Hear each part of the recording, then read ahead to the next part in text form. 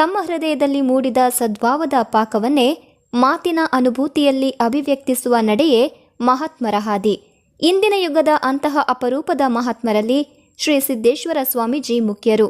ಶ್ರೀಗಳು ತಮ್ಮ ಉಪನ್ಯಾಸ, ಅಂಕಣಗಳು ಮತ್ತು ಕೃತಿಗಳ ಮೂಲಕ ಅಸಂಖ್ಯಾತ ಜನರ ಮನಸ್ಸಿಗೆ ಸಾಂತ್ವನ ನೀಡಿದ್ದಾರೆ.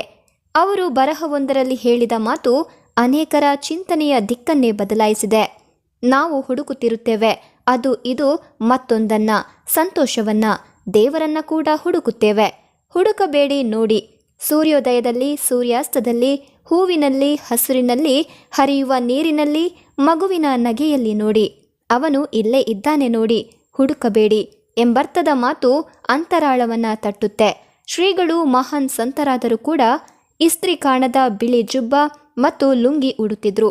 ಶ್ರೀಗಳು 6 ಮಕ್ಕಳಲ್ಲಿ ಹಿರಿಯವರು. ಬಾಲ್ಯದಲ್ಲಿ ಶ್ರೀಗಳು ಬಿಳಿ ಚಡ್ಡಿ ಹಾಗೂ ಬಿಳಿ ಅಂಗಿ